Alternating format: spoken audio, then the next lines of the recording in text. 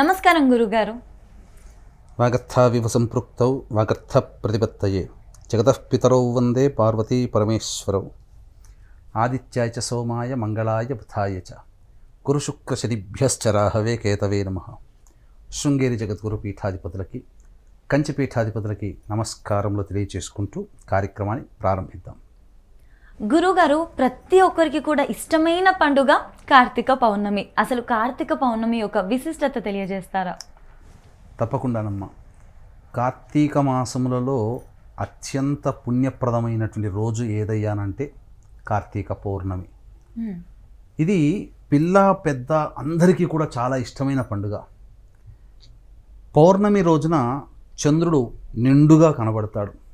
ఏ పౌర్ణమికి లేనటువంటి గొప్పతనం ఏంటనంటే ఈ పౌర్ణమికి చంద్రుడు మిలమిల మెరిసిపోతుంటాడు. ఒక వజ్రము కాంతికి తగిలితే ఎలా మెరుపు ఉంటుందో అంతటి మెరుపు ఈ కార్తీక పౌర్ణమి రోజున, అంటే పండు వెన్నెల అంటారు కదా, నిండైన వెన్నెల ఈ రోజున ఎక్కువగా ఉంటుంది. అంటే భూమికి కొద్దిగా దగ్గరగా చంద్ర భగవానుల వారు ఉంటారు. ఈ రోజున అశ్విని నక్షత్రం ఉన్నటువంటి రోజమ్మ, విశేషమైనటువంటి రోజు. ప్రత్యేకంగా దీని గురించి చెప్పుకోదలసినటువంటిదే. అంటే సాధారణంగా కార్తీక మాసములో కృత్తికా నక్షత్రం ఉన్నటువంటి రోజున పౌర్ణమి ఉంటుంది, అందుకే కార్తీక పౌర్ణమి అని అంటారు. అశ్విని నక్షత్రంతో కూడుకున్నటువంటి కార్తీక పౌర్ణమి గొప్పదైనటువంటి విశేషమైనటువంటి యోగాన్ని కలగచేస్తుంది. ఇక గమనించుకున్నట్లయితే ఈ కార్తీక పౌర్ణమికి ఎంతో మహత్యం ఉన్నదని చెప్పవచ్చమ్మా. దీనిలో ప్రధానంగా పూర్వము త్రిపురాసురులు అనేటువంటి వాళ్ళు ఉన్నారు. అంటే రాక్షసులు, వాళ్ళిద్దరూ ఒక ముగ్గురు రాక్షసులు అన్నదమ్ములు, వాళ్ళిద్దరూ కూడా. ఆ ముగ్గురు అన్నదమ్ములు శివుడి గురించి ఘోరమైనటువంటి తపస్సు చేస్తూ అందున ప్రతిరోజు కూడా 1000 తామర పుష్పాలతో పూజ చేసేవాళ్ళు. ఇలా నిరాటంకంగా. ఒక రోజున పరమేశ్వరుడు వీరి యొక్క సంకల్పాన్ని, భక్తిని మనకు పరీక్షించాలనే ఉద్దేశ్యంతో ముగ్గురి యొక్క పాత్రల్లో ఉన్నటువంటి ఒక్కొక్క తామర పుష్పం పక్కకు పెడతాడు. మొత్తం 999 అనేటువంటిదే వస్తుంది సంఖ్య. ఒకటి తగ్గుతుంది. అప్పుడు ముగ్గురు కలిసి నిర్ణయం తీసుకొని ఆ ముగ్గురు కూడా తమ 3 కళ్ళని తీసి ఆ పరమేశ్వరుడికి అర్పిస్తారు. అంతటా అర్పించినటువంటి కారణం చేత పరమేశ్వరుడు ఎంతో సంతోషం చెంది, పరమేశ్వరుడు సంతుష్టి ఏం వరం కావాలి కోరుకోనంటే, మేము ముగ్గురం అన్నదమ్ములం కాబట్టి మా ముగ్గురిని జయించేటువంటి మానవుడు ఈ యొక్క విశ్వంలో ఉండకూడదు. సరే, మీకు తథాస్తు ఇస్తున్నాను. 2వ వరం ఏంటి అని అడుగుతాడు. 2 వరాలు అడుగుతారు వాళ్ళు. మాకు మరణం లేకుండా ఉండాలి అని చెబుతాడు. ఇదైతే చాలా కష్టమయ్యా అబ్బాయి, ఇది మాత్రం కుదరదు. సృష్టిలో ఉన్నటువంటి నియమ ప్రకారము ఈ యొక్క సంబంధించినటువంటి మానవులకి జరామరణములు ఉంటాయి, కాబట్టి మీరు మరణించాల్సిందే ఎవరైనా కానీ. సృష్టి నియమ ప్రకారం మరణం తప్పదు. ఇంకేదైనా దీని సమానమైనటువంటి మీరు కోరిక కోరుకున్నారంటే అందరూ చర్చించుకొని మాకంటూ 3 రథాలు ఉండాలి, 3 పురాలు. అవి ఎప్పుడు కూడా మాకు ఎక్కడికి కావాలంటే అక్కడికి వెళ్ళాలి. కానీ ఈ 3 పురాలని ఒకే బాణముతో ఒకేసారి పూర్తిగా హతమార్చగలిగితే అప్పుడు మాకు మరణం కావాలంటారు. అందుకని ఏం చేసేవాళ్ళంటే తెలుసా, సంహరించక మానదు అని తెలుసుకొని 1000 సంవత్సరాల పాటు వాళ్ళతో యుద్ధం చేస్తాడు. యుద్ధం చేసిన తరువాత ఎంతకీ వారికి మరణం కలగదే. ఈ 3 ఒకే పురంలో 3 ఒకే వరుసలో ఉండాల్సినటువంటి అవసరం ఎప్పుడు రాకుండా ఉండేది.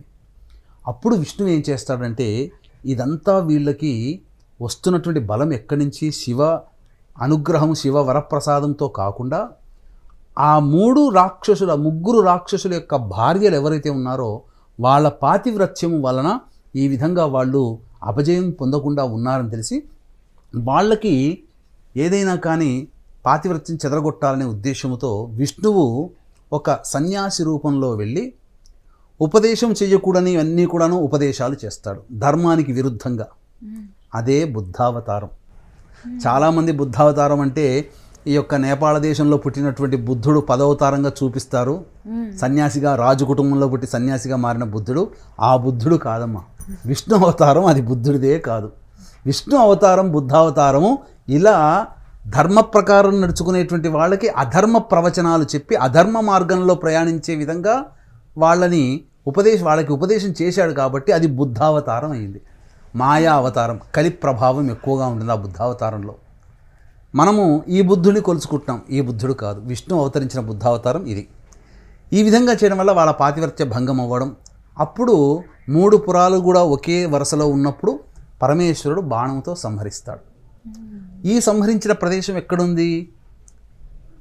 శ్రీశైలానికి దగ్గరలో ఉన్నటువంటి ఈ మార్కాపురంలో వెలిసినటువంటి త్రిపురాంతకం. త్రిపురాంతకేశ్వరుడు, త్రిపురాంతకం బాలా త్రిపుర సుందరి అమ్మవారి క్షేత్రం ఏదైతే ఉందో అది ఈ యొక్క త్రిపురాసురులని సంహరించినటువంటి ప్రదేశం. ఈ త్రిపురాసుర సంహారంలో ఘోర యుద్ధం జరిగినటువంటి కారణం చేత సమస్త భూమండలము కూడా నశించిపోయింది. అప్పుడు పరమేశ్వరుడు తిరిగి ఆ త్రిపురాంతక క్షేత్రంలో పునఃసృష్టి ప్రారంభిస్తాడు అమ్మవారి యొక్క ఆజ్ఞ తీసుకొని. అందుకని ఈ కార్తీక పౌర్ణమి చాలా విశేషముగా ఆ క్షేత్రంలో జరపబడుతుంది. ఈ కార్తీక పౌర్ణమి ఆ విధంగా ఈ కార్తీక పౌర్ణమి రోజునే త్రిపురాసుర సంహారం జరిగింది. అందుకే త్రిపురాసురులు అక్కడ సంచరించారు కారణం కాబట్టి త్రిపురాంతకేశ్వరుని అక్కడ నిర్మించారు. రాక్షసులకి ద్వారం మనకందరికీ కూడా రావాలంటే పోవాలంట, ఎక్కడికైనా ఇంట్లోంచి రావాలన్నా బయటికి వెళ్ళాలన్నా ఈ తూర్పు ద్వారము కదా, అంతే కదా. రాక్షసులకి దారి ఏంటనంటే నైరుతి. అందుకనే ఆ త్రిపురాంతకేశ్వరుడి సన్నిధానంలో ఆ స్వామిని దర్శించుకోవాలంటే ప్రతి దారి నైరుతిలోనే స్టార్ట్ అవుతుంది. అందుకనే నైరుతి అనేటువంటిది రాక్షసుల సంబంధించినటువంటి దారి కాబట్టి నైరుతి గుండా మనం ప్రవేశం చేసి ఆ ఈశ్వరుని దర్శించుకుంటాం కాబట్టి ఆ వెళ్ళగానే రాక్షసులు భోజనము జుర్రుకుంటారు, ఇట్లా శబ్దం వస్తుంది, అన్నట్టు శబ్దం వస్తుంది. అందుకనే అక్కడ తీర్థం ఆ యొక్క రాక్షస ప్రభావము నైరుతి నుంచి మనం వస్తుంది కాబట్టి ఆ రాక్షసుల యొక్క ప్రభావం మనలో ఉంటుంది కాబట్టి ఆ దోషం తొలగిపోవడానికి ఒక చిక్కటి పదార్థము ద్రవ రూపంలో ఉన్నది తీర్థంగా ఇస్తారు. అది మనకు తెలియకుండానే నాకేస్తాం, శబ్దం చేసుకుంటూ నాకుతాం ఆ క్షేత్రంలో. అలా రాక్షస ప్రభావం. ఇది త్రిపురాసుర సంహారం జరిగిన కారణం చేత కార్తీక పౌర్ణమి. అంతేకాకుండా ఈ కార్తీక పౌర్ణమి రోజున ప్రధానంగా దీపారాధన, వృషోత్సర్జనం, సుబ్రహ్మణ్య స్వామి ఆరాధన, ముఖ్యంగా అరుణాచల క్షేత్రంలో దీప ప్రజ్వలనం అనేటువంటిది చేస్తారు. ఏ రోజునైనా కానీ దీపారాధన చేయకపోయినా కనీసం ఈ యొక్క కార్తీక పౌర్ణమి రోజునైనా కానీ దీపారాధన చెయ్యాలి అని శాస్త్రం. గురుగారు, మరి కార్తీక పౌర్ణమి రోజు మనం పాటించవలసిన వ్రత విధానం, పూజా విధానం గురించి తెలియజేస్తారా? అలాగే మనకి దానాలు కూడా ఏమైనా చేసేటివి ఉంటాయా గురుగారు ఆ రోజు?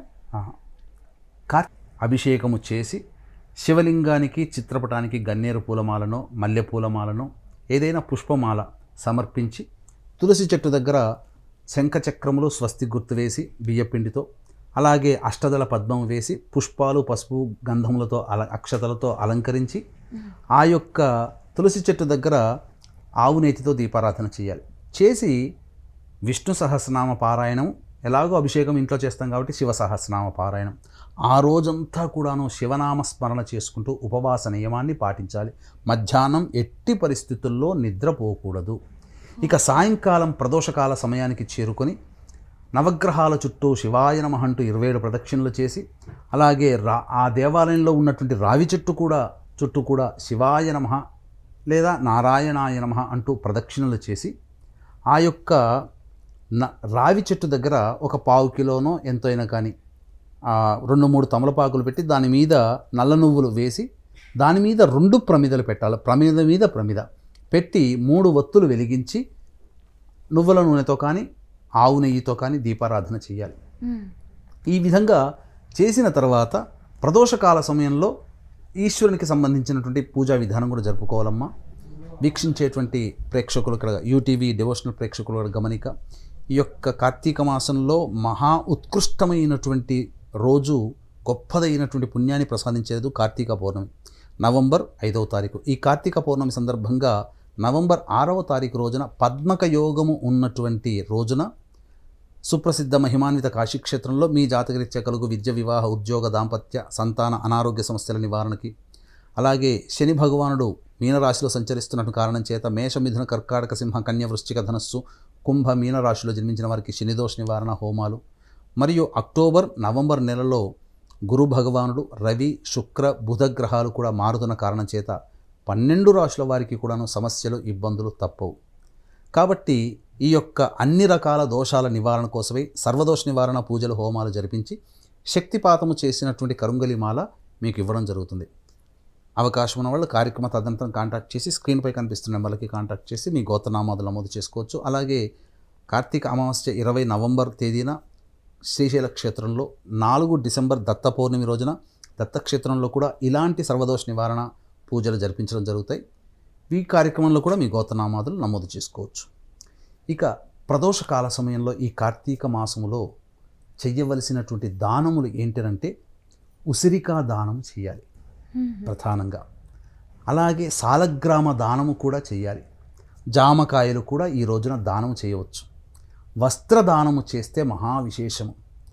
అలాగే నువ్వుల దానము చేస్తే ఈ రోజున ఇంకా విశేషంగా చెప్పవచ్చు. ప్రదోష కాలంలో చేయాలి. అంటే సూర్యుడు అస్తమించి వెలుతురు ఉండగా, నక్షత్రాలు రాకుండగా, చీకటి పడకుండగా ఉన్నటువంటి సమయం. ఈ సమయంలోనే ఈ ఏ దానములు వీలైతే ఆ దానములు చేయాలి. ఇక ప్రత్యేకముగా నదులలో కానీ, సరస్సులలో కానీ, చెరువులలో కానీ అరటి డొప్పలు ఉంటాయి కదమ్మా. ఈ అరటి డొప్పలలో బొడ్డు ఒత్తి పువ్వులు అంటారు, లేదా మన పుష్ప ఒత్తి పువ్వొత్తులు అని అంటారు. వాటిని వెలిగించి ఆ నీటిలో కార్తీక దామోదరునికి సాగనంపుతున్నట్టుగా ఆ దీపారాధన చేయాలి. ఈ విధంగా ఆ నది అంతా లేదా ఆ యొక్క సరస్సు అంతా నిండిపోతుంది. కోవెలలో కోనేరు ఉంటుంది. ఆ కోనేరు ఇవేవీ లేవన్నప్పుడు కనీసం మన ఇంట్లోనైనా కానీ ఒక బకెట్ తీసుకుని ఆ బకెట్లో శుద్ధమైన నీళ్లు తీసుకొని అందులో అరటి డొప్పల్లో ఈ దీపాన్ని వెలిగించి దీపారాధన చేయడం చాలా విశేషం. దీపదానం అంటే పరమేశ్వరుడు మహాప్రీతి చెందుతాడు. ఈ దీపదానం చేయడం వల్ల అజ్ఞానం తొలగిపోతుంది, జ్ఞానాన్ని ప్రసాదించబడుతుంది. అంతేకాకుండా ఈ కార్తీక పౌర్ణమి రోజున వెలుగుతున్నటువంటి దీపాన్ని దానము చేసినటువంటి వాడికి ఆ పుణ్యరాశి ఎంతని మనం చెప్పలేం. ఈ కార్తీక పౌర్ణమి రోజున విశేషం ఏంటంటే ఆ యొక్క దీప కాంతిలో పయనించినటువంటి పురుగు ఏదైతే మాడి మసైపోతుందో ఆ యొక్క జీవికి స్వర్గప్రాప్తి కలుగుతుంది. ఇది విశేషంగా చెప్పబడి ఉంటుంది. అంతటి మహత్యం దీపారాధనకున్నది. అంటే దీపకాంతిలో మాడి మసైన జీవికే అంతటి ఉంటే ఆ దీపారాధన వెలిగించినటువంటి వ్యక్తులకి ఎంతటి పుణ్యం కలుగుతుంది ఆ రోజున. అందుకనే అన్ని దేవాలయాల్లో కూడా మీరు చూసుకుంటేనమ్మా దీపాలు చేస్తారు. ఈ రోజున ఆకాశ దీపం అనేటువంటిది చెయ్యాలి. నందా దీపం ఎవరైతే వెలిగిస్తారో వాళ్ళకందరికీ కూడా తప్పకుండా దేవతానుగ్రహం పొందుతారు. అంతేకాకుండా ఈ రోజున వృషోత్సర్జనం అనేటువంటిది చేయాలి. అంటే ఏంటి వృషోత్సర్జనం అంటే ఆవుకి ఎద్దుకి అది పూజా విధానం అనేటువంటిది చేసి అచ్చుగుద్దు వేసి ఎద్దును వదిలిపెట్టడం లాంటిది. ఇది చేయడం వల్ల సమస్త పితృలోకంలో ఉన్న వాళ్ళందరూ కూడా సంతృప్తి చెంది వాళ్ళ యొక్క కోరికలు తీరిపోయి ఎన్నో విధాలుగా సుఖ సంతోషాదులతో భోగభాగ్యాలతో ఈ యొక్క కార్తీక పౌర్ణమి రోజున ఉంటారని చెప్పవచ్చు. కాబట్టి ఇంతటి విశేషమైనటువంటి కార్తీక పౌర్ణమి రోజున వీక్షించేటువంటి ప్రేక్షకులు ఎవ్వరు కూడా ఇటువంటి అవకాశాన్ని వదులుకోకండి. సాధ్యమైనంతగా మీ బంధువులకి, మీ స్నేహితులకి, మీ హితులకి ఈ విషయాన్ని చేరవేయండి. 100 మందికి చెప్పామనుకోండి, 10 మంది ఆచరిస్తారు. ఆ 10 మంది చేసే పుణ్యము కొంత భాగం మీకు కూడా ఆ భగవంతుడు ప్రసాదిస్తాడు అని చెప్పడంలో ఏమాత్రం సందేహం లేదు. విధి విధానముగా ఈ నియమాన్ని ఆచరించండి. అంతేకాకుండా ఈ కార్తీక మాసంలో మరొకమైనటువంటి గొప్పదైనటువంటి ఘట్టం ఏంటంటే జ్వాలాతోరణం అంటారమ్మా. ఈ జ్వాలాతోరణము ప్రతి శివాలయంలో చేస్తారు. 2 పెద్దదైనటువంటి రాతి స్తంభాలకి ఎదురెదురుగా ఉంటాయి. మధ్యలో అడ్డముగా ఒక రాతి స్తంభం పెడతారు. దాని చుట్టూ కూడా ఎండుగడ్డి పేరుస్తారు. పేర్చి దాన్ని ఆ యొక్క సంబంధించినటువంటి గడ్డితో ఉన్నటువంటి స్తంభాన్ని వెలిగిస్తారు. మంట మండుతుండగా పట్టుకొని తమ యొక్క క్షేత్రములు అనగా పంట పొలాల్లో చల్లుతారు. ఎటువంటి చీడ పురుగులు అనేటువంటి పట్టకుండా పంట ఎక్కువగా వస్తుందని నమ్మకం. ఎందుకు ఈ విధంగా వచ్చిందంటే క్షీరసాగర మథనంలో ఈ పరమేశ్వరుడు పార్వతీ అమ్మవారికి తెలిసిందే గరళకంఠుడు అయ్యాడు కదా. మొట్టమొదలు విషం హాలాహలం కదా వచ్చింది. దాన్ని మింగినప్పుడు పరమేశ్వరునికి ఎటువంటి అపమృత్యు భయం కలగకూడదు అని చెప్పి కంఠాన్ని పట్టుకుంటుందట ఆ పార్వతీ అమ్మవారు. పట్టుకొని నా భర్తకి ఎటువంటి ప్రాణాపాయం లేకుండా వస్తే ఆమె ఇష్టదైవాన్ని మొక్కుకుంటాను, ఇలా జ్వాలాతోరణం కింద నుంచి వస్తాను అని చెప్పి మొక్కుకుంటుందట. ఆ విధంగా మొక్కినటువంటి కారణం చేత ఆ యొక్క పరమేశ్వరుడు మృత్యుంజయుడై ఉండడం, అప్పటి నుంచే అతనికి మృత్యుంజయుడు అనేటువంటి పేరు. ఆ విధంగా అమ్మవారు తన కుటుంబ సమేతముగా మొక్కుకున్నది కాబట్టి కుటుంబ సమేతముగా జ్వాలా చిచ్చు నుంచి నేను బయటికి వెళతాను అని చెప్పి ఆ విధంగా జ్వాలా తోరణం నుంచి కుటుంబ సమేతంగా వెళ్ళింది. ఆ రోజు దారభ్యత అందరూ కూడా ఈ యొక్క నియమాన్ని అనాదిగా ఆచరిస్తున్నారు. ఇంకొక కథన ప్రకారము మనకందరికీ తెలిసిందే, ఆశ్వీజ మాసంలో అమ్మవారు మహిషాసుర మర్దిని అంటారు. ఈ మహిషాసుర మర్దనం అనగా మహిషాసురుని సంహరించే క్రమంలో ఒక శివలింగాన్ని భిన్నం చేసిందట అమ్మవారు, దుర్గా అమ్మవారు. ఈ కారణం చేత ఆ దోషం పోవడం కోసం కార్తీక పౌర్ణమి రోజున శివారాధన చేసి ఆ యొక్క శివారాధన ఫలితం వలన ఆ దోషాన్ని పోగొట్టుకుంది. అందుకనే వీక్షించేటువంటి ప్రేక్షకులు ఈ కార్తీక పౌర్ణమి రోజున లింగముని పూజ చేసి అభిషేకం చేసి ఆ లింగాన్ని ఎవరైతే ఒక సద్బ్రాహ్మణుడికి దానం చేస్తారో ఆ యొక్క శివానుగ్రహం వల్ల వాళ్ళ సమస్త కోరికలు నెరవేరుతాయి, సకల భోగభాగ్యాలు కలుగుతాయి. శివుడు మహైశ్వర్య ప్రదాత కాబట్టి సంపదకి లోటు లేని జీవితాన్ని ఈ యొక్క జీవులందరూ కూడా చెప్పినటువంటి విధానంగా ఆచరించినటువంటి వలన పొందుతారని చెప్పడంలో సందేహం లేదు. ఖచ్చితంగా గురుగారు, ధన్యవాదాలు. సర్వం శ్రీ ఉమామహేశ్వర పరబ్రహ్మార్పణమస్తు.